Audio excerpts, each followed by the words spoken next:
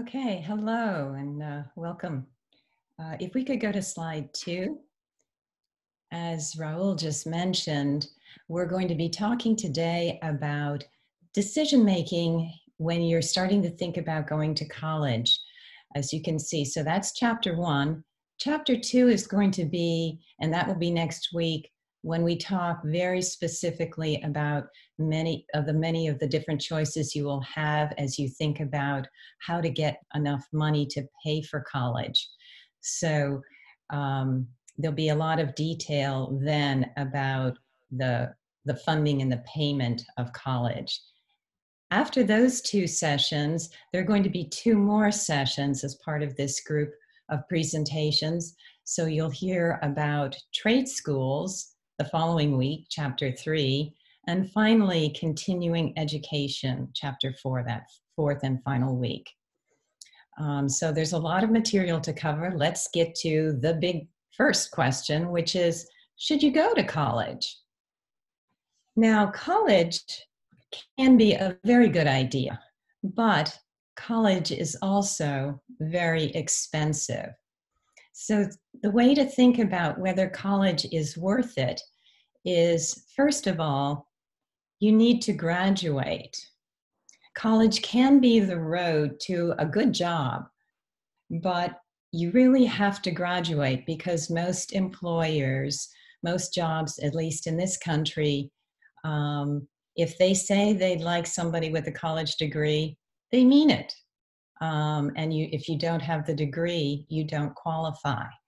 So that's an important consideration because there are some people who start going to college, but then drop out for whatever reason. And that's an awful lot of money to not make your goal.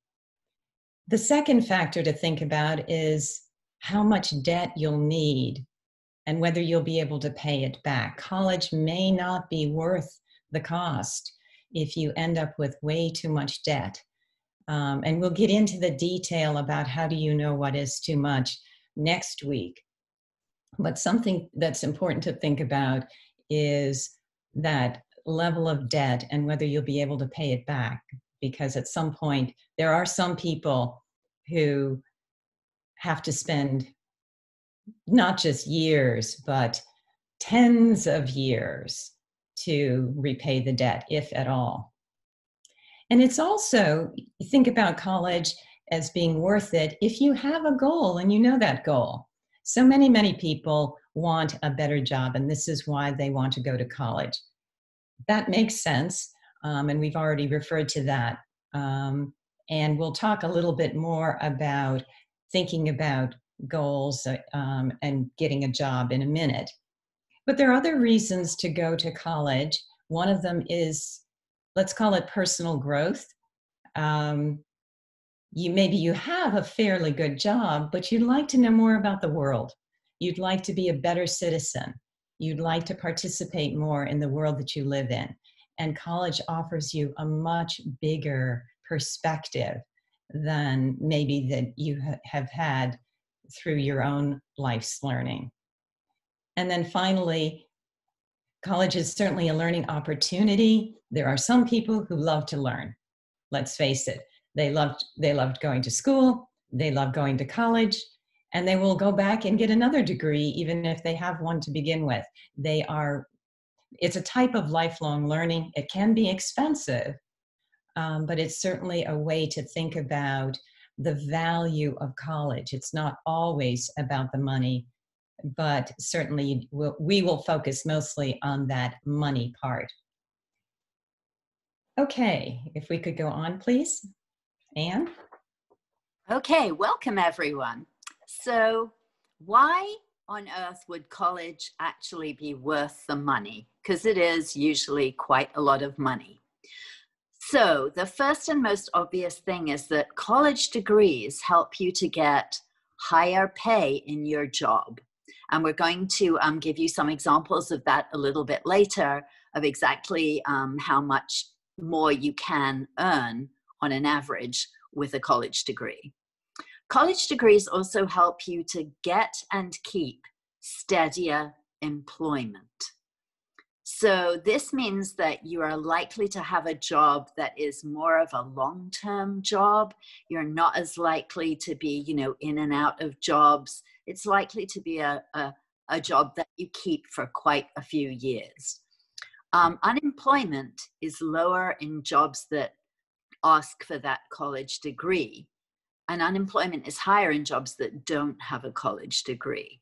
So, and I'm sure you've seen that yourself, where people that have lower paid jobs, they change the jobs a lot.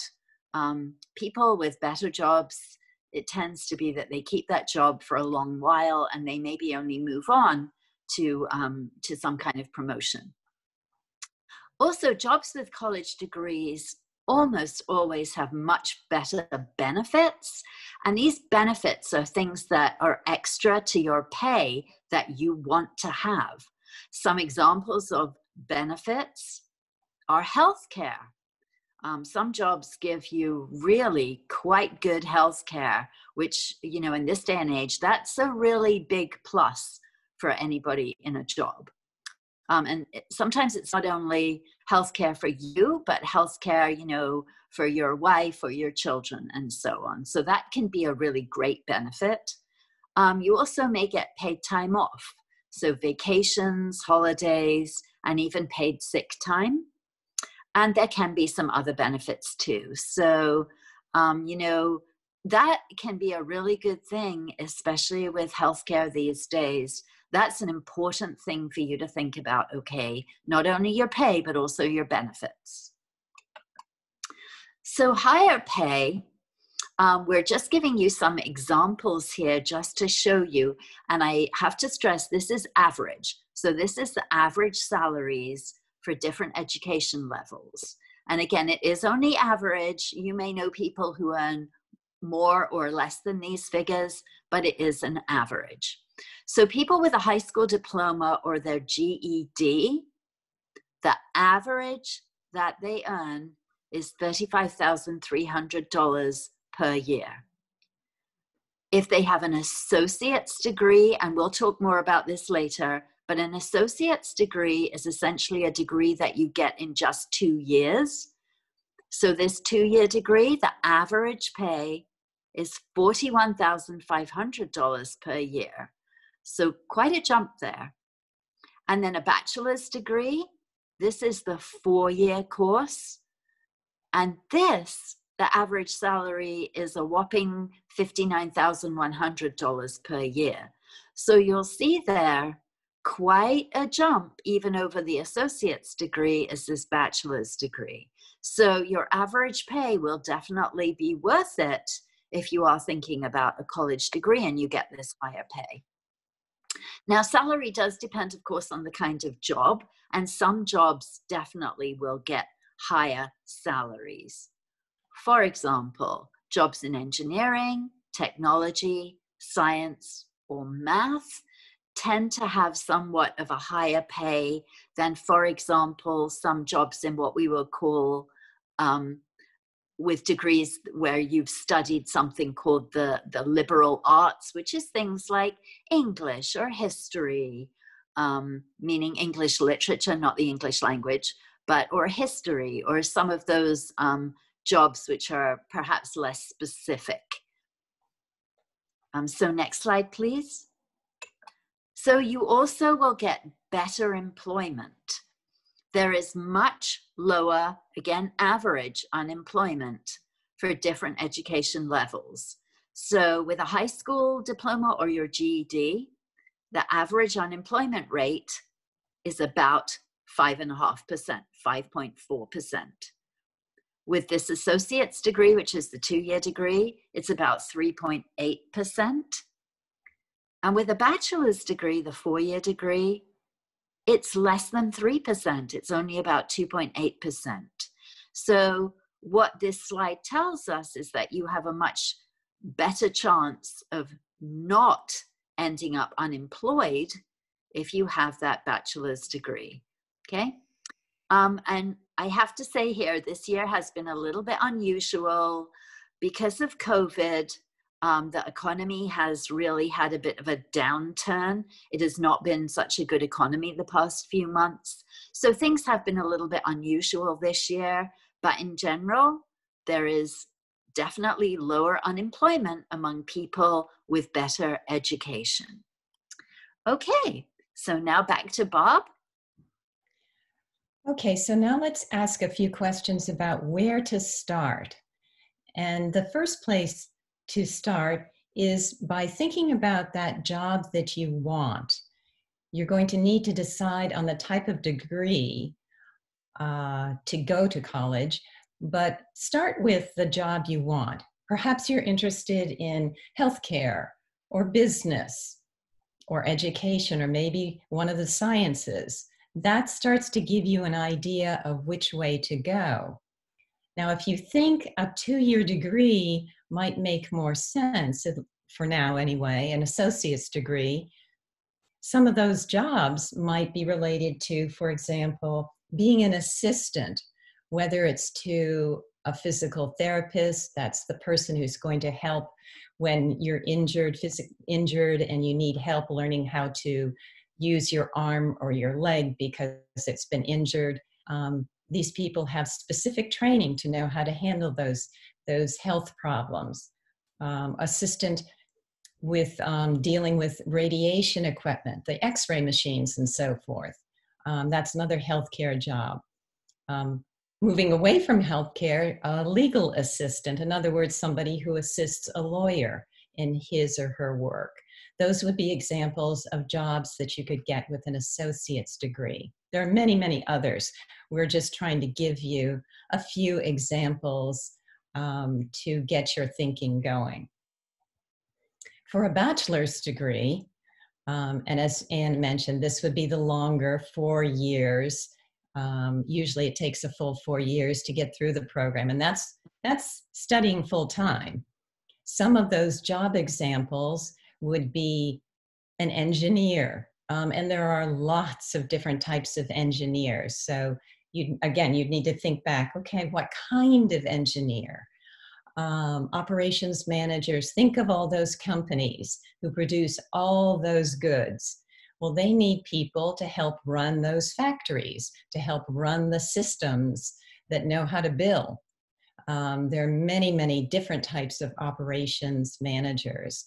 And of course, there's always computer jobs, software, hardware, those kinds of engineering and development jobs. Again, to reiterate what Anne was talking about, those jobs in science, in technology, math, healthcare, those are probably the more desired jobs and the ones that pay better. But we're just trying to give you a few examples to help you understand some of the types of choices. So yeah, let's go on to the next slide. So you think you have an idea of the degree that you want. Now's the time to start actually planning your degree program or how you're going to get that degree. So it's important to know what courses you need to take. And when you go out online and when you look at a particular college or university, you will start to see what they list as the requirements to get that degree. Now, this might seem obvious to you, but don't take courses that you don't need. When you look at the requirements for the degree, those are the ones that you want to make sure you sign up for. And if you plan, you have a much better, and you plan ahead, you have a much better chance of not ending up taking courses that you really don't need. And this happens sometimes because people wait till the end. And when they try to sign up for a course they need, it's closed. In other words, other students have already has signed up for the class, and there is no more room for anyone else. So that's why we're pointing out the importance of know what you need and don't take courses that you don't need. Also consider the possibility of a 2-year school first. There are a number of programs where you can go to a 2-year school, get an associate's degree, and then transfer to a 4-year school. This frequently saves money because, as Anne showed, as you will see, some schools are much more expensive than others. And finally, there's another possibility to consider, and this is the college level examination program, or CLEP for short. What this program offers is a series of tests to see if you can, what's called, test out of certain courses, beginning courses in college. So if you have had some college work in this country or another country, you might want to consider whether you should take this test, because if you pass, there are schools, not all colleges, not all universities, but some schools who will accept these test results. And then you don't have to take those beginning courses. So you save money because you don't have to spend money on courses that you've gotten credit for. So something to consider as you're planning. And back to Anne. Okay, so now we've looked at the courses and the kind of degree we would like to take. So now we start the really important thoughts, money. So how do I start to decide? How do I understand the costs? So it is very important to understand that different kinds of schools cost different kinds of amounts of money. For example, these 2-year colleges that we've talked about are usually much cheaper than 4-year colleges or universities. Secondly, public colleges or universities are usually much cheaper than private ones. Okay, there are really kind of more than one kind of cost involved when you're looking at how much this degree is going to cost you. So there's not only tuition, and tuition is what you pay to take the course. That's just the money that you pay to actually take the course. But there are also sometimes a lot of fees that go along with the main part of what you'll pay, which is the tuition. So we put here some examples for you of annual tuition and fees at 3 different kinds of schools. So the first one is the 2-year public school, and that's around here, that's Montgomery County College. This will usually be the county colleges. Montgomery County College costs about $5,000 a year. The University of Maryland, which is 4 years, but again public, that costs about $10,800 per year. And then Johns Hopkins University, also based in this state, this is a private college, although it is again a 4-year college. This costs $53,700 per year. Okay, so you see there the difference? Costs, more than 10 times as much to go to Montgomery County College for a year as to go to Johns Hopkins University for a year. So just be very aware of that. Again, 2 years is cheaper and public is cheaper than private. Okay, next slide, please. So just to continue with that thought, it's very important that you understand that school costs are usually based on where you live. So going to a school in the county where you live, in this case, if you live in Montgomery County, but the same would apply to a county college. Say if you live in Howard County, then you're going to be looking at the Howard County College. So in county, the county you live in is going to be cheaper than in a different county. Okay, it's cheaper for somebody who lives in Montgomery County to go to the Montgomery County College than to go to the Howard County College, even though it's not that far away.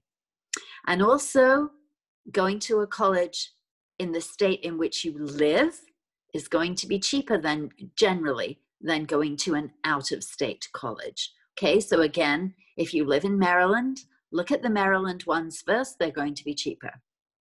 So this is an example that we've given you here of tuition based on your residency or where you live. Montgomery County College, if you live in this county, Montgomery County, it's $5,000 a year. If you live out of this county, even if you just live up the road here in Carroll County or Howard County, it's going to cost you $9,600. University of Maryland, if you live in the state of Maryland, costs you $10,800 a year. So everybody notice this, please. If you live out of state, even if it's just up the road in Delaware, if it's a different state, that same education will cost you $36,800 per year. Wow. Do you see the difference? You see why it's important to start by basing your search on where you live. All right, that was a lot about cost, and I have a bit more to say. Does anyone have any questions, or is everybody good so far?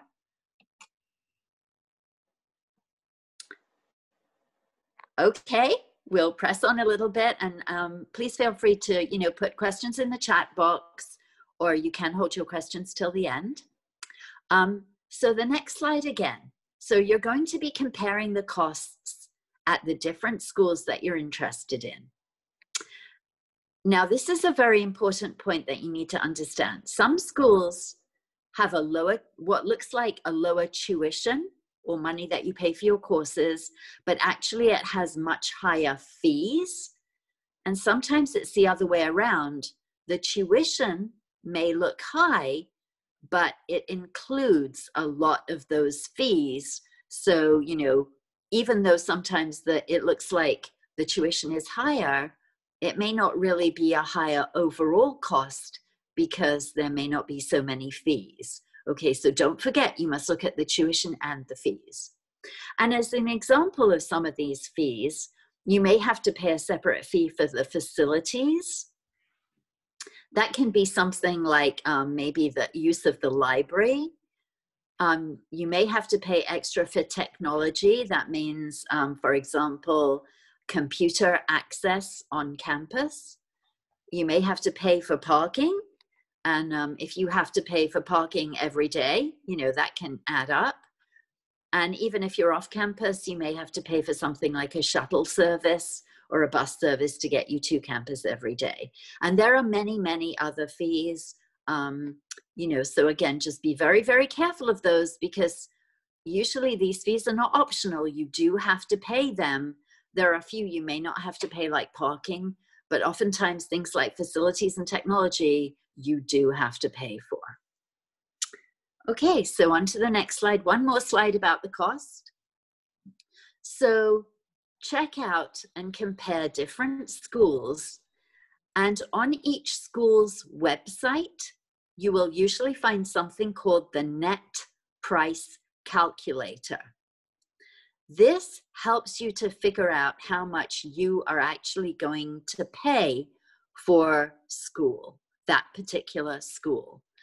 So for example, the net price calculator will adjust the cost for grant aid. So it will give you a little table, and it will say, if you think you're likely to get this much aid based on your circumstances, we figure this in, and this is about how much the school will actually cost after you get this grant aid, which we'll talk about next week. And you can sometimes also put in your income, and it will let you know, based on your income, what you might have to pay, figuring in how much you might get by way of additional funding from other sources. Okay, so the net price calculator should help you figure out what you're really going to have to pay for this school after other things like grants, scholarships, that kind of thing. There's also a whole website called College Scorecard, and you'll see its little logo here on the slide. This will give you some information about different colleges, including things like their graduation rates and their post-graduation salaries. So what you're likely to earn if you get a certain degree from a college, what the average that you might be expected to earn from a job with that degree would be. And this is very important, okay? You don't really want to go to a school that has very low graduation rates, because it means that people don't stay long enough to graduate. And why don't they? It may be a school that has a lot of, I don't know, partying going on, or just a school that doesn't have a very good reputation, or maybe other reasons. But if there's a low graduation rate, you really might want to rethink that school. And also compare post-graduation salaries at various schools. You know, if you get an accountancy degree, say, look at different schools and see what their post-graduation salary for that kind of degree is. Okay, and also check out the school's reputation. There are schools also that you can go to that are online. And so, you know, be very careful with some of those schools in particular, because they may not have a very good reputation. They may not give you a very good education, even though it seems very inexpensive. Okay, so really look into the school's reputation. Make sure it does have a very good reputation before you commit to going there. All right, does anyone have any questions? That's before we move on a little bit to funding. Is everyone good? There was a there. Can I ask a question? Yes, Babette? Sorry, yes. Sorry, I have a question. How can we search the reputation or the about the university and accreditation about the if I'm my question is it accredited or not, or how can I know about the accreditation of university or reputation? Mm-hmm, mm-hmm. So that's an excellent question, and yes, you bring up a very good word, which is accreditation. So accreditation means that the school has been given certain credentials, or it has been certified as being a decent school, a proper school, not a scam. So you do want to see if it's accredited and who it's accredited by. One of the good ways to find out if it has a good reputation, I think personally, is to, you know, first look and see if it's a mainstream school. So for example, state schools like University of Maryland, University of Delaware, these are all going to be good schools. You can look online and see what people have to say about it. You know, are people saying this was a great school? You know, I had a great experience there. Or are you going to say, you know, this was a terrible school, the teachers were terrible, I didn't learn anything, you know, I couldn't get a job at the end. If the schools have been around for a long time, that's another good thing to look at. You know, if it's got years and years of being around, then it's much more likely to be a good school than some of these things that just turn up in the middle of the night and they're just suddenly out there on the web. Okay, so you do have to do kind of some Googling. Bob or Deb, do you have anything to add to that?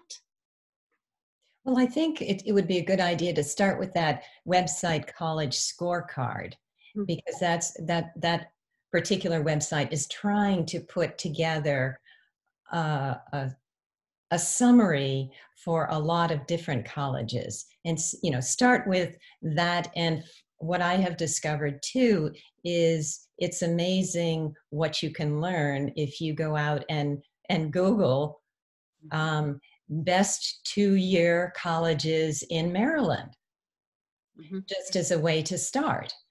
And from that website, you'll learn about somebody's perspective on the best schools. But if you go to 2 or 3 of those answers, you'll see some patterns. You'll notice that certain schools are always coming up under the best. And then, of course, you could Google worst schools, 2-year schools in Maryland, and you would probably get some interesting answers there. And again, part of it is then ask who is answering this question and why? What are the reasons behind the rating for best or the rating for worst?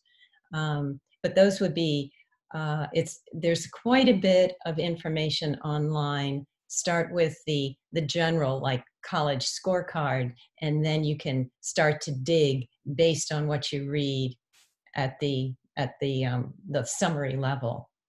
I believe there are also, I don't know, magazines, I don't know, that have also put out every year, I don't know if it's Newsweek or Forbes or whatever, some of these well-known publications will list some of the best schools. So that's another avenue. But I think going to the websites and going online to the internet is probably quicker and easier.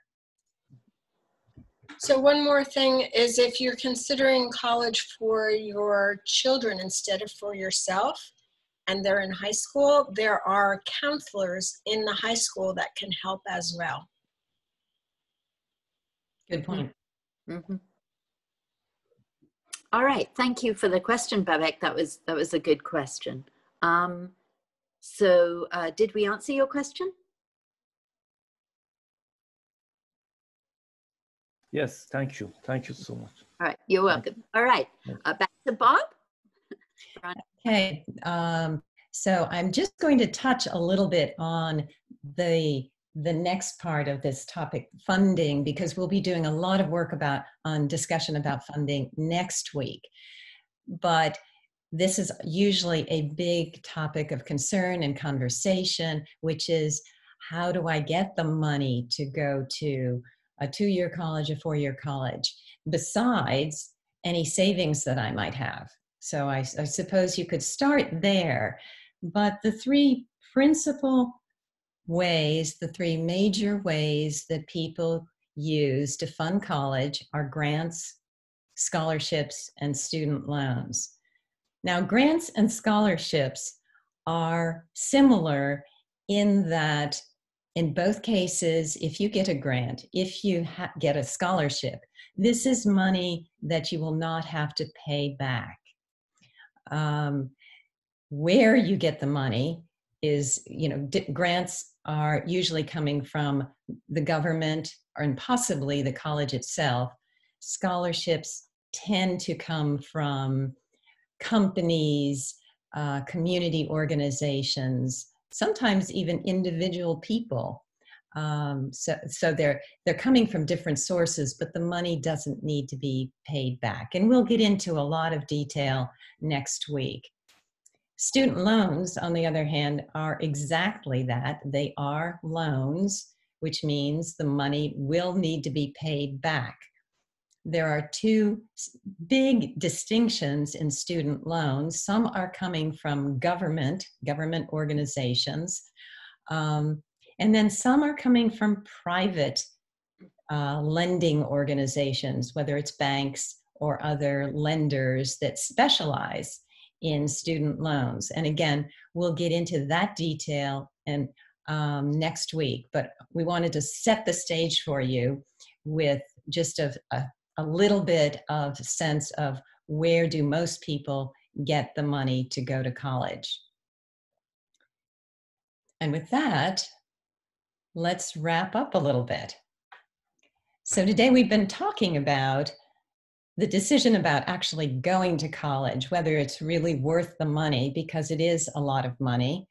But as Anne showed you, there are definite advantages as far as the type of pay you might be able to get, the security of your employment if you get that 4-year degree and that much better job than you might otherwise have.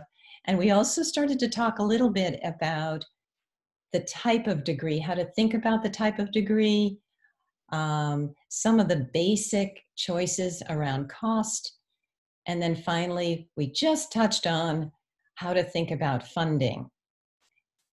So next week, we'll go into funding. We'll dive deep into funding and try to share as many of the strategies for how to find both grants, scholarships, and loans. And then the following 2 weeks, will be followed up with some information about trade schools and continuing education in general. So with that, we'd like to turn it over to you and see what questions or comments or thoughts you might have for us.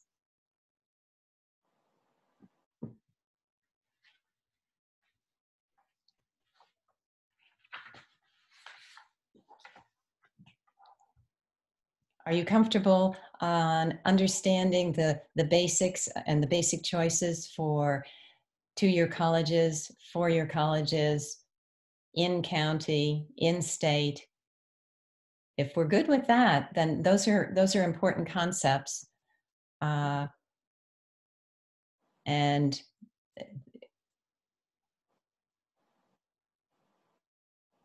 so maybe I could also just add that I think it's becoming a little bit more usual these days. Many people are doing the route of going to a two-year college, doing the 2 years there, and then transferring to that four-year college where you do the second 2 years. So just to be clear, when you have already done the 2 years at a two-year college and you go to a four-year college, you do just do the last 2 years at the four-year college. That can be a much cheaper option. It can also mean that you can get excellent grades while you're at the two-year college, work very hard, do very well, and then you may have better opportunities and extra scholarship money available for you to then, transfer to that four-year college. So sometimes, there is a very good reason, and I think more and more people are doing this because of cost, to start off with a two-year college and then go to the four-year college. Okay, so I just would like to point out that that's not an unusual option. It used to be a little bit more unusual, but more and more people are doing it these days. So certainly, do not disregard that option. It's a very good option for many people. I think that's a good point, and I'd like to build on that just a little bit more, especially if you have a fairly clear sense of what you want, what your end goal is. For example, I know somebody who wanted to be an accountant, but what she did, she knew what her end goal was, so she went to a two-year school first in accounting. So she's focusing already on the accounting track. And then, of course, when she transferred, in this case to the University of Maryland, she was well positioned to get that accounting degree. So, but I think it does help to the point that we made earlier, that to think about and plan your college steps, if you will, so that you're not spending time taking courses that you really don't need.